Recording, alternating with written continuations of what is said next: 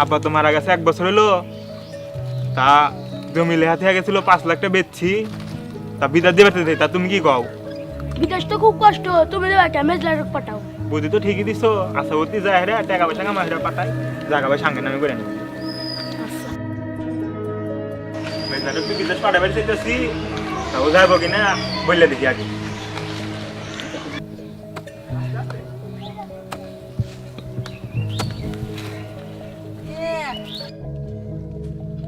মেজো জি ভাইজান আইতাছি।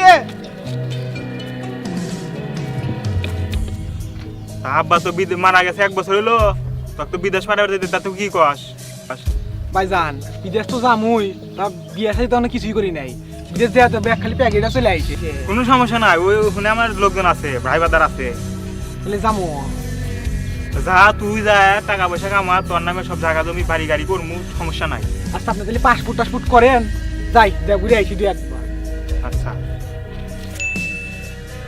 কত বিদেশ গেল, আমার নামে তো সব জায়গা ব্যবসা হেরে নিলে আমি আসলে কি করবো? আরে ও আসুক আগে, ও আসলে হ্যাঁ তারপর সেরকম পরে দেখবো। ভাইজান ভাইজান কই ভাইদাসান? কিরে তুই না দেশ থেকে বিদেশ থেকে আইছিস কে? তখন আর টাকা পাঠাবার করছিলাম, বাড়ি ঘর পাওয়া লাগবো না। ভাই আমার আইফোন কো? দূর তোর আইফোন, আমি বাইরে ময়মুর ব্রিকার শুনছি সব টিয়া পয়সা বাড়ি গাড়ি ছয় সম্পত্তি যা ছিল সব নিজের নামে করছো। টিয়া তো পাঠাছি মেলা, সব খালি নিজেকে ডোকসা পুরো করছো দুজনের। আমি আর তোমার টাকা পাঠামু না, এই আমি চলে যেতেছি। আবার যামু যে সব টাকা পয়সা নিজের নামে করমু, আর ব্যাংক ব্যালেন্স আমার বাড়ি গাড়ি সব আমার নামে করমু। তোমাকে আমি আর বিশ্বাস করতেছি না ভাইজান, তোমরা থাকো, আমি চলে গেলাম। ঠিক আছে দেশ না ভাই, দেশ না, দেশ না ভাই, দেশ না।